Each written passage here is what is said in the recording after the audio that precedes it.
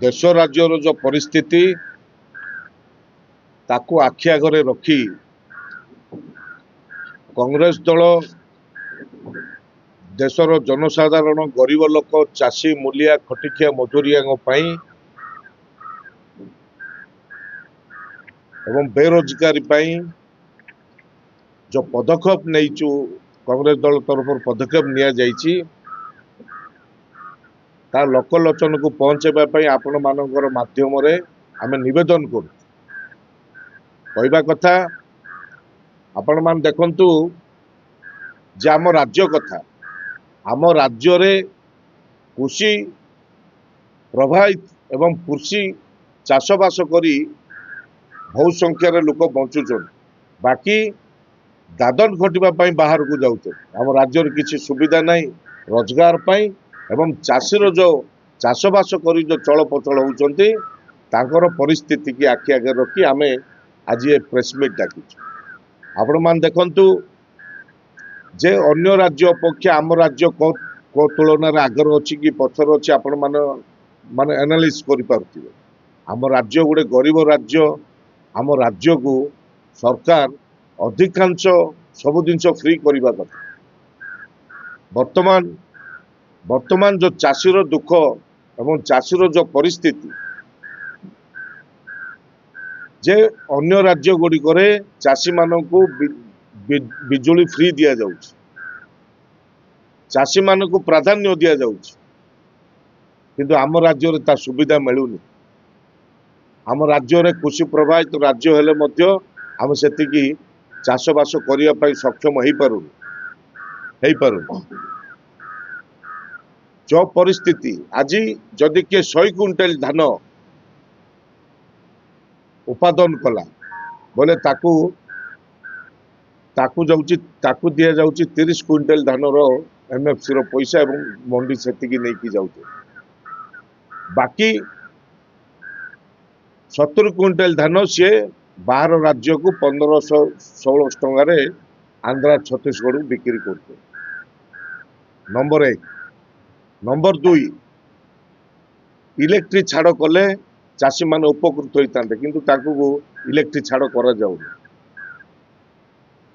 वर्तमान electric Tata power जब आम राज्य को सरकार जब टाटा पावर को बिकिदेले सेबुटू कंज्यूमर माने को परिस्थिति से माने इलेक्ट्रिक व्यवहार कर परिस्थिति लोक माने चल प्रचल होते आप जानवा दरकार देखु जब जे इलेक्ट्रिक नहीं थिला से समय डिपोजिट करथिला वर्तमान कहउचंदी जे एबे स्मार्ट मीटर लोग आउ तो डिपोजिट कर बाकी निर्वाचन समय रे माननीय मंत्री धर्मेंद्र प्रधान निजे कही जे 300 यूनिट फ्री करा जिवो जदि बीजेपी सरकार आसीबो 19 मास 20 मास हेलानी वर्तमान 300 यूनिट बिजुली फ्री रे कागु मिलूनी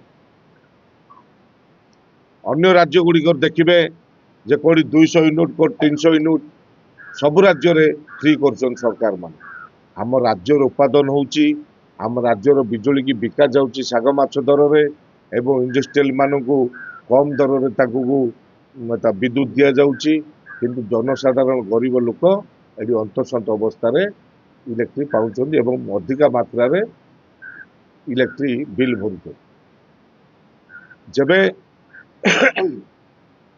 बारंबार इलेक्ट्रिक कटिबा द्वारा गोटे बेनिफिट एटा कि जानी कि न जानी किंतु मु भलसे जानी जदि दिन को 5 थर जदि करेन्ट जाउची जबे करेन्ट आसीबो तो गोटे यूनिट 2 यूनिट बढ़ी से करेन्ट आसी थाउची जदि 5 थर गला 10-15 यूनिट रो पैसा कंज्यूमर भरिया बाध्य बढ़ेगी आसुची बाकी भावतु इलेक्ट्रिक बिल मनोहर हो 100 टंका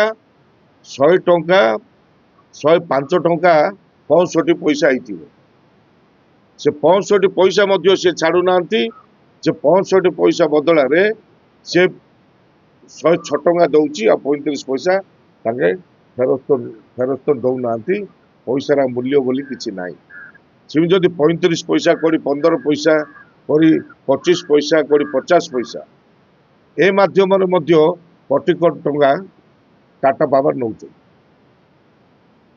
ଇଏ ହେଉଛି ବିଫଳତା। ଆମେ ଆକୁ ଆଖି ଆଗରେ ରଖି କଂଗ୍ରେସ ଯୋଉ ଷ୍ଟେପ୍ ନେଇଛନ୍ତି ତା ଉପରେ ନିଶ୍ଚୟ ଆନ୍ଦୋଳନ ହେବ। ଆନ୍ଦୋଳନ ହେବ ଯେ 300 ୟୁନିଟ୍ ବିଜୁଳି ଫ୍ରି କଲା ଯାଇ ଆମେ ତୁନିବାର ନାହିଁ କି ଥମିବାର ନାହିଁ କି ଚୁପ୍ ରହିବାର ନାହିଁ। ନମ୍ବର 1। ନମ୍ବର 2 ଏନର୍ଜିଏସ୍ କଥା।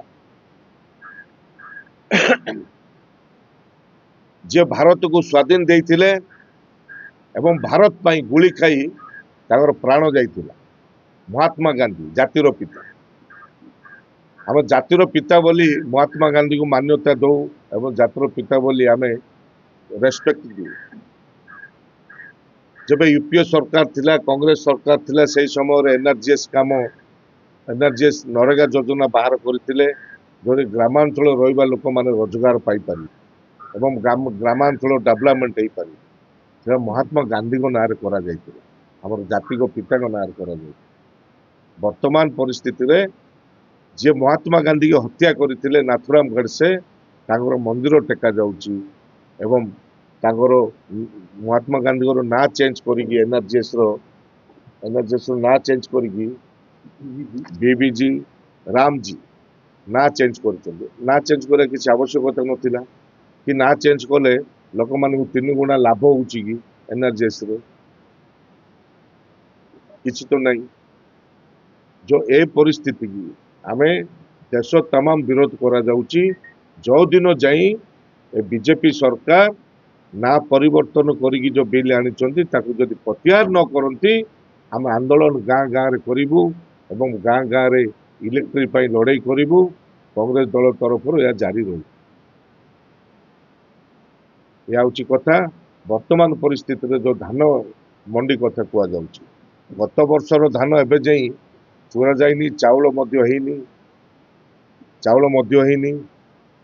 एबे जो धान उपादान ହେଇची ए वर्ष हम राज्य भल धान ହେଇची, भल फसल ହେଇची।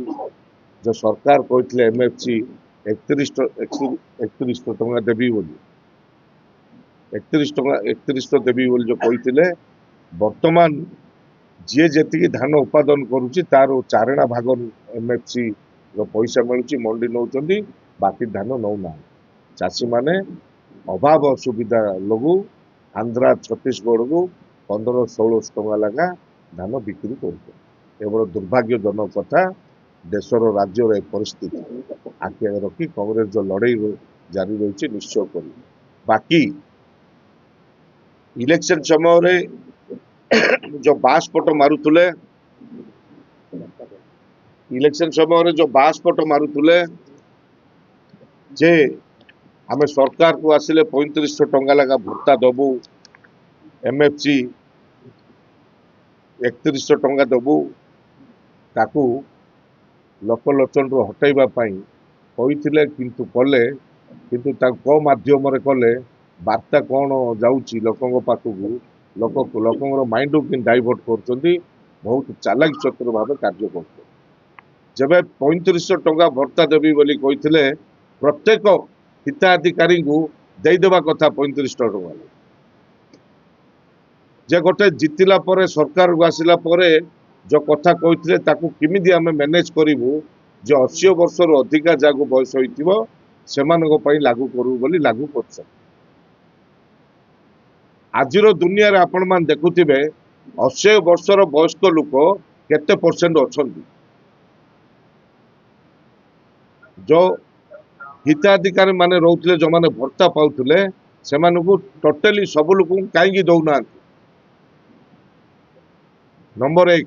नंबर 2 एमएफसी जो 300 एमएफसी जो 3100 टंका करथिले टोटली चाषी मानक पाखरु पूरा तांगर फसल धान कहीं एमएफसी मंडी नौनी, से कहीं 3100 टंका लेखा मिलूनी। इलेक्ट्रिक छाड़ करी 300 यूनिट ताकू कौन पे छाड़ करा जाऊ? खाली ना चेंज करिवे एवं बासपट मारिबे, लोकंगर माइंड को डाइवर्ट करिवे। ए परिस्थिति रे देश देश आगक जीवनी राज्य आगक जीवनी एवं आमे उद्धार हो पारू आम गरीब लोक उद्धार हो पारूनु आमे चाषी आगक जाई पारूनु आखु आखि आगे रखी कांग्रेस दल जो स्टेप नहीं आंदोलन जारी रही स्टार्ट हम अनिश्चित काल जाई यही बिल को प्रत्याहार न कला जाई एनआरजीएस रो जो ना रही जो चेंज कर प्रत्याहार न कला जाई जारी रही आंदोलन बाकी इलेक्शन समय जा बासपट मारी कहते लागू न जाक कांग्रेस दल छाड़बार नहीं आ लड़ाई जारी रही धन्यवाद आप